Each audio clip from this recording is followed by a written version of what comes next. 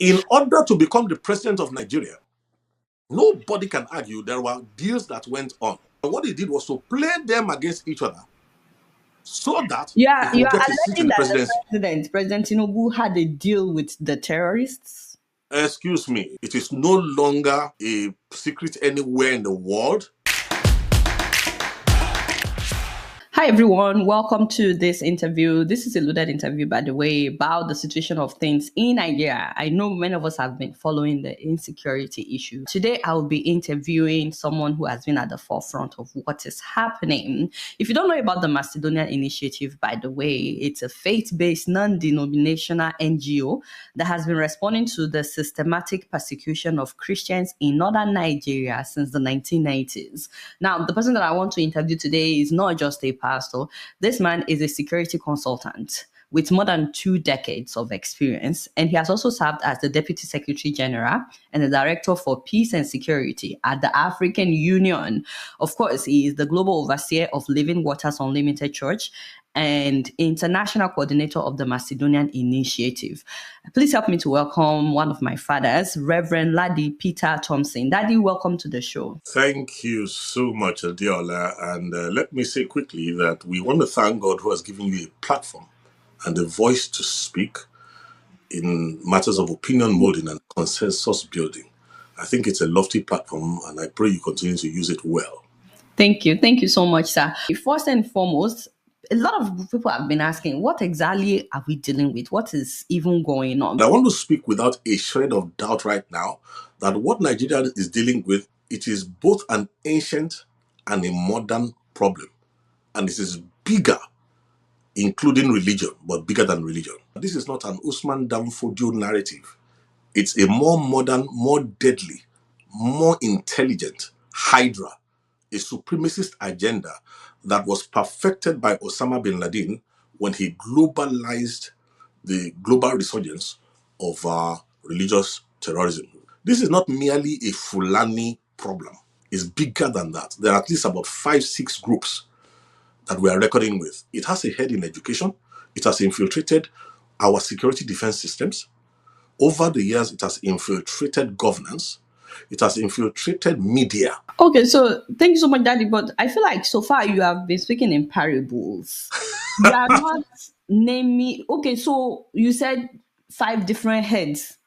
You need to put names. Also, you need to give the evidence of all these things that you are saying. I told you it's a supremacist agenda that was designed to use Islam as a cover.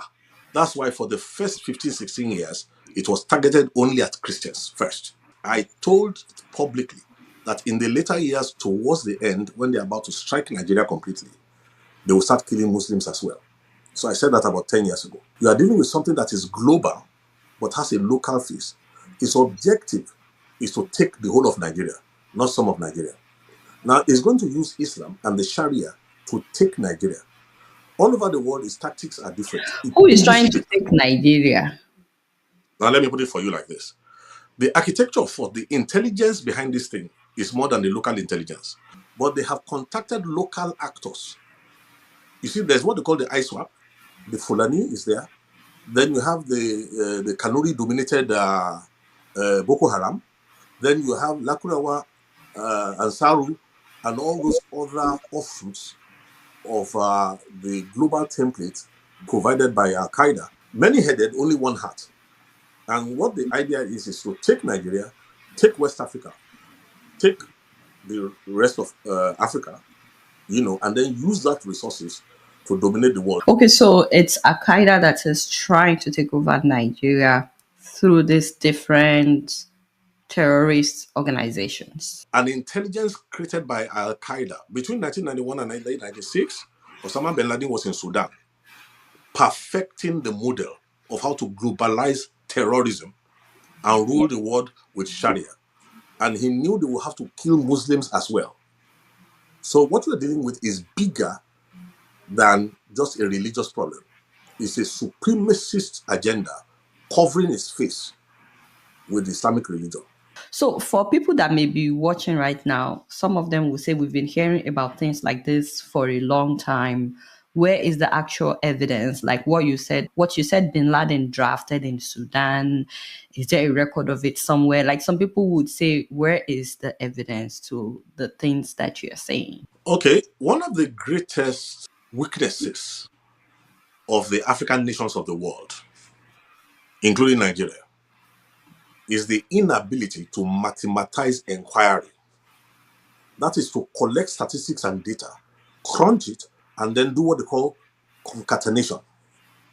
That is to join all the dots and use that to come to a conclusion and predict things that when they happen, you will not be surprised. If you follow the media in Nigeria over the past 20-something years, there's nothing I have said beforehand that did not come to pass, including when the color of the terrorist, the color skin of the terrorist is going to change in the latter hours, when they are bringing in people from the Maghreb and they're bringing in other people from outside of our borders.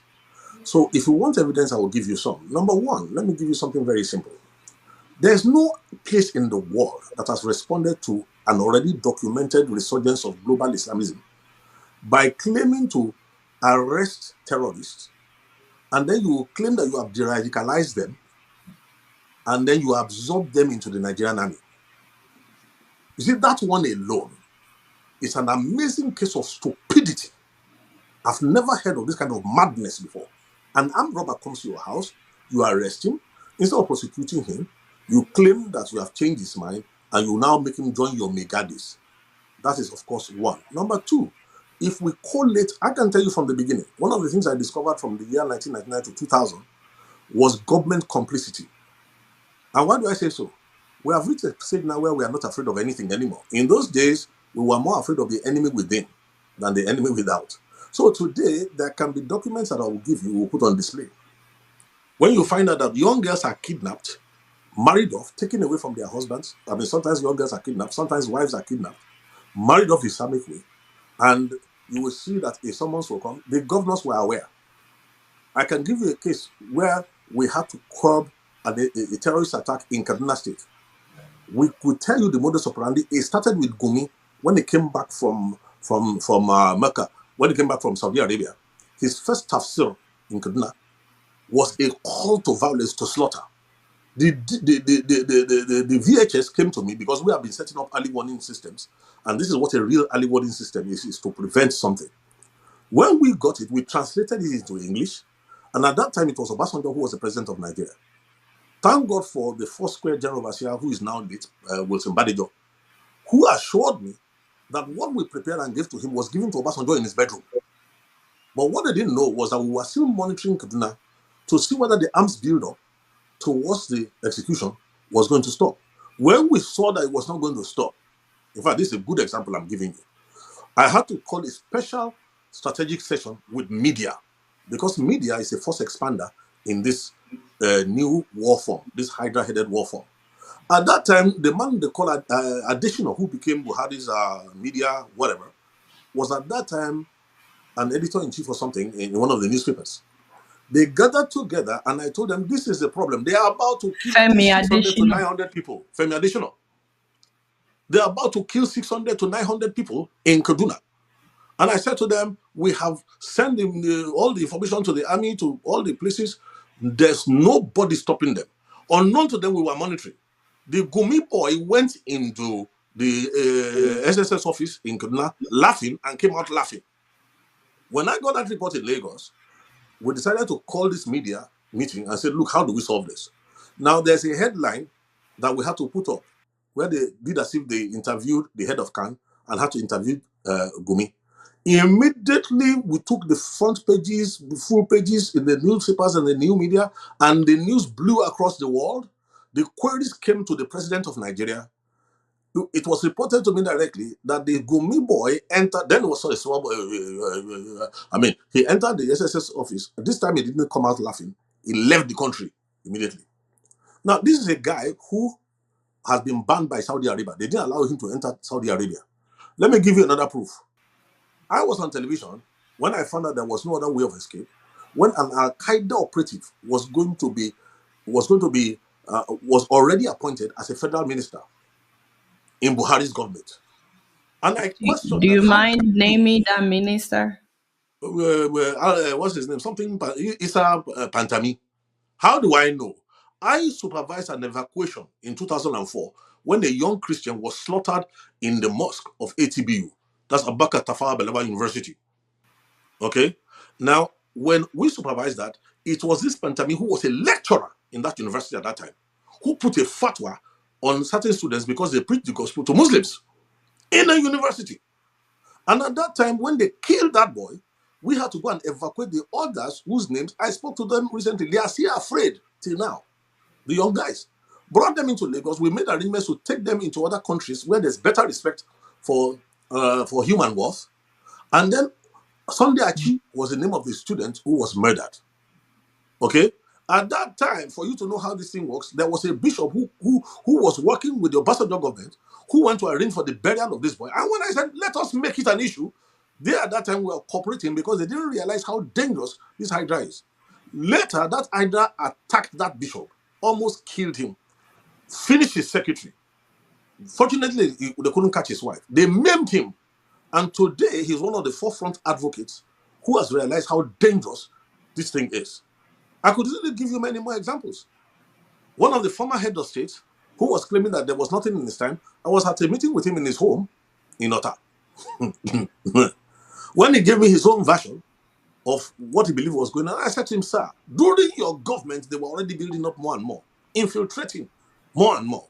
I said, do you remember a meeting you went to have in northern Nigeria when these things happened? When you left, they slaughtered every member of the family that entertained you. I said they were sending you a warning to back off. Now, some years later, he went for a security meeting outside Nigeria. And I think when they showed him the build-up of what is coming into Nigeria when the final phase comes. Look, the Nigerian army in totality, everybody knows what the number is.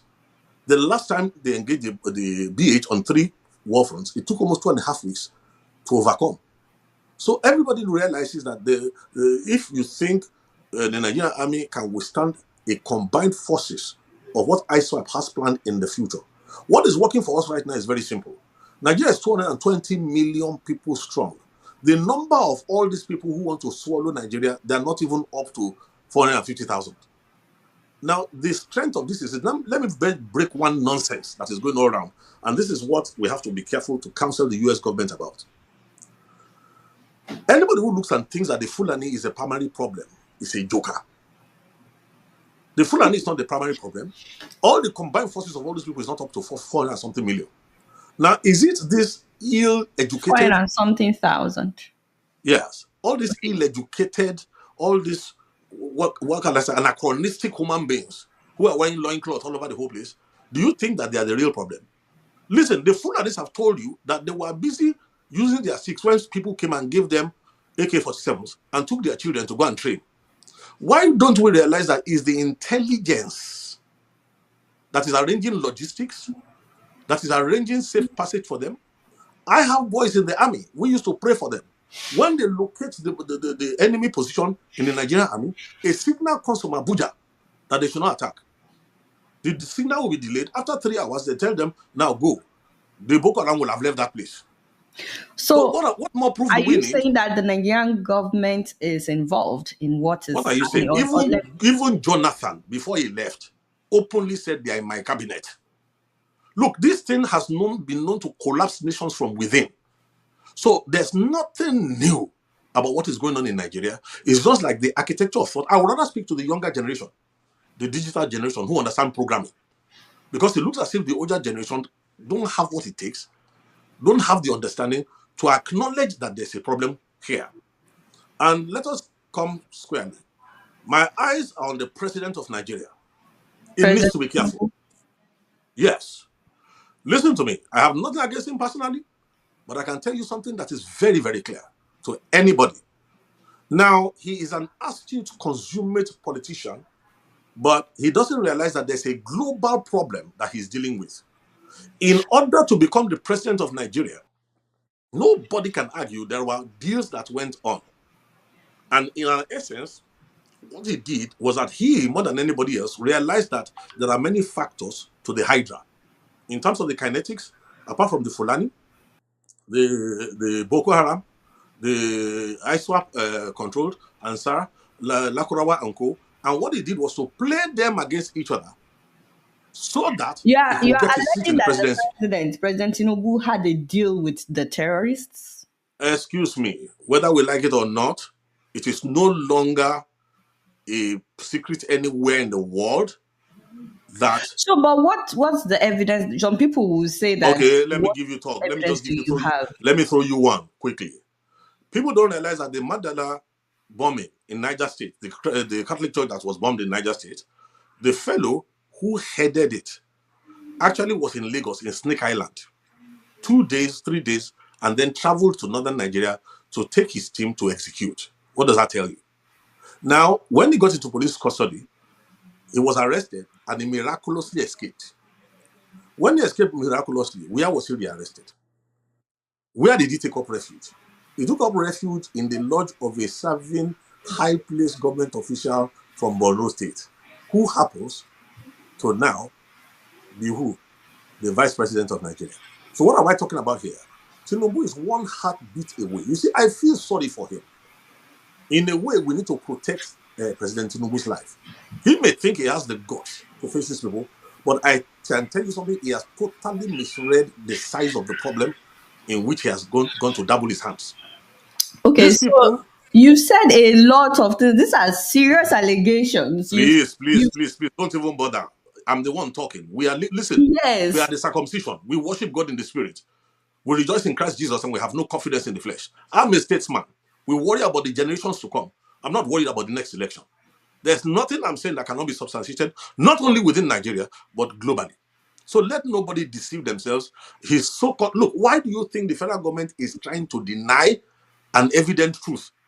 And all these people who have collected 30 pieces of silver, all these people speaking from two sides of the mouth, who are just shifting positions like the mendacious president that we have, why do you think they are going on like that? Because there's a plan. If this intervention had not come and the president was allowed to go through his 8 years, who would he hand over the country to? And does he think they are not wise enough to know that if they are able to eliminate him, into whose hand does the country go? Now, this is where the problem is. If the country goes into the hand of the Boko Haram, the Fulani will not be happy. Those who are, look, let me give you a good example, an open secret. When Shekau became Are an you saying that embarrassment, the country will go into the hand of Boko Haram after Tinubu? please, if you remember very well, just after he came in, there was some kidnappings, some bombings, and then there was an outrageous demand for one impossible, I can't remember, was it 20 billion or something, impossible amount of money. When that demand was made, it was not really because they felt that kind of money will be paid. It was a direct message, a coded message to the presidency. Everybody is aware now that there was complicity in the times of in terms of the former president Muhammad Buhari. Like I mentioned Issa Pantami. Also, don't forget about that his interesting governor who turned against Buhari in the last minute, who was persuaded to turn against Buhari, the worst governor Kaduna State has ever had. And I said something when Kaduna State was able to Governor do this El corruption. Rufai? Yes. Look, let's not even go there. Go and look at his tweets in the earlier years. Go and look at his own open admission on television that he left Nigeria to neighboring countries with money to go and sponsor the terrorists who had come to kill in Nigerian territory. Why did they have that kind of confidence then? Was because they knew they had entered governance. Now, as I'm speaking right now, listen, we need to reformat this country. And there's an opportunity that has come right now that if we mismanage this opportunity, let me tell you something, even God in heaven will look away when in the south part of Nigeria, in the eastern part of Nigeria, 13-year-old girls end up being raped. Look, there was a blogger recently who was being political, and I want to tell everybody prophetically right now what is coming up for those who refuse to face truth, those who refuse to give value to the lives of others. A young blogger recently said that there's no genocide, I'm a Christian, I don't feel threatened, long live P-Bat. She was one of those who was killed, if the account that is coming is right, in Kwara State in a church attack. Oh, she thought it was far away. Now, this is the fate, sadly, of those Now, who live in by Japan. opportunity, you're talking about Trump saying that he would interfere with what is happening in Nigeria. Well, I prefer the word intervention, and let me put it for you like this: for any godly-minded person, the declaration of Nigeria as a country, a CPC, that Country of designation, concern. Yeah. yes, that designation is a human designation. What we should worry about is that God in heaven himself had already declared Nigeria as a country of particular concern. Listen, according to prophecy, Nigeria is supposed to be the trigger of a global move of revival. Then the other side too decided that Nigeria must become the epicenter of the next greatest satanic attack against the entire world. So the destiny of Nigeria is what we're fighting for. Look, the corruption in Nigeria, I gave an interview when President Tinubu entered, and I did remember saying that it would not be an honor for anybody to serve in this dispensation. After the negotiation, he bought. Look, the mantra of this government is this: whatever problem money cannot solve will be solved by more money. Not realizing that there's a hyper-dimensional problem, a problem bigger than money. Look, let me tell you something, the mistake that he's making. The whole Nigerian budget, when you look at it every year, all said and done, comes to how much? Maybe about $30 billion. How much does the diaspora remit to Nigeria every 20, year? 20 billion. Dollars. Yes, So sir. when you hear Nigerians, you see, when poverty has been weaponized against a nation, people cannot think anymore. The older generation have been reduced by the weaponization of poverty. So look, thinking is an expensive thing. So it's not easy. Don't blame the average Nigerian. Okay. People are susceptible to money. So, Daddy, before we round up, you've said a lot of things. Are these things that you can defend, like the In my allegations sleep. about the In my presidency, sleep. the vice president being part of, Huh? the Excuse Boko me, in whose Haram? house was Kabiru Sokoto? In whose home was Kabiru Sokoto hiding before it was picked up? Please, if not for global interference in Nigerian affairs, we are ready 90-something% to the day of doom. So if we like, let us miss this opportunity. All those talking from the same different sides of the mouth, they will soon know what it is that we are dealing So, with. exactly what do you want the US to do? Very simple. There are 4 sets of people who are talking to us in the US. Number 1, those who are genuinely concerned. All right. Number 2, we have those who are looking for government appointments. Number 3, In the US, looking for in government the appointments US, in they are looking for Nigeria. government appointments in the US. They are Oh, with careerists. Trump's That's who they are. administration. Then there are those who know that money, US dollars, follows policy. So if not for Trump, they will not be speaking up. They are there. And then there's a last set of zealots who are so zealous that they reject God's wisdom. Those ones are what we call sincere ignorance and conscientious stupidity. They are equally as dangerous. So this is what I want us to do. If Nigeria cooperates properly with the window that God has used Trump to open, there's something that I cannot talk about in detail now. It's called the flight of 2 eagles. There's a bald eagle in that vision that can rescue the green eagle. Now, if we are able to eliminate the unnecessary voices that are fouling the waters in America for us, both within those against us and those for us, and remain only the voices that are looking forward to the future of Nigeria, let me tell you what will come out of it. Number 1, Nigeria will become a nation. Watch this, where the value of life will be something else. We will leap from quantum leap to the forefront of global civilization, all within 4 to 8 years. Number 2, the Nigerian foreign exchange right now that is about 1,600 naira to the dollar can be brought down to at least 1 to 250 to 350 naira to the dollar if we cooperate properly with understanding to tailor the American response in a way that will be profitable to the global community. So, have you discussed any of this with the Nigerian government? Have you presented? A government that is busy denying. Listen, the moment the Nigerian government is ready, even for President Tinubu, there's a way of escape for him. I fear for his life. If you do a proper concatenation and look at the analysis of what's on the table, and the way these things are going, he can't trust anybody around him because there's an option open to them, which he's aware of.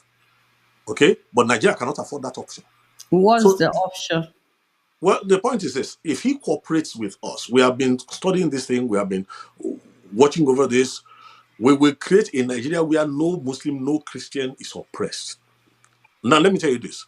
When the generation of Awolowo and Zik and Co, when they got independence from Nigeria, Pax Britannica did not allow us to lay a firm foundation for a prosperous country. The divide and rule included religion. Now, this opportunistic hydra created by Osama bin Laden is using that opportunity. Now, if only Tinubu will cooperate, I will tell him that the first friend of Nigeria in America, first of all, in the olden days, was a man called Frank Wolf. Next is Chris Smith, Congressman Chris Smith. After him, we want to thank people like Louis Gohmert, we want to thank people like Ted Budd, Peter Ricketts, we want to thank people like Josh Hawley, we want to thank people like James Langford, then Ted Cruz. But most of all, this is better than any Nobel Peace Prize. We need to thank God for the two tweets that Donald Trump, they are prophetic. So, but they are since powerful. Trump said that he was going to get involved, the killing has actually gotten worse, and the government is not doing anything really. The young Well, government is not doing that anything. needed to happen to prove to the Nigerian that the government is so compromised, it does not care about your life. All it cares about is to win the next election, which will be the last election that is really democratic in Nigeria. This is a lot for people to digest. In the course of this half hour, you have implicated the president, the vice president, the entire cabinet, the military is compromised. A lot of these things, like the military being compromised and so on, people know. You've talked about El Rufai, you've talked about Sheikh Gumi, the minister that you mentioned, Issa Pantami. Issa Pantami, what does he want to respond? His articles were on the Al-Qaeda website, globally exposed in France, everywhere. All the intel that has been given to Nigeria from foreign nations has been neutralized by the Nigerian government all these years. Who can deny that? I'm really hoping that the Nigerian government will respond. I'm really hoping that they would respond to this. Please, we have gone past that level. Where we are now is how do we save Nigeria? How do we salvage the nation? How do we create a future for all our children across the entire nation? Don't let the blood of the people who have been slaughtered through the years, past more than 20-something years, we should not let their bloodshed be in vain. Unmerited suffering is often redemptive, and that's the way we should go now. Thank you so much, Reverend Ladi Peter Thompson, for your time. I truly appreciate you coming on the show. Thank you so much. Pleasure is mine. God bless you.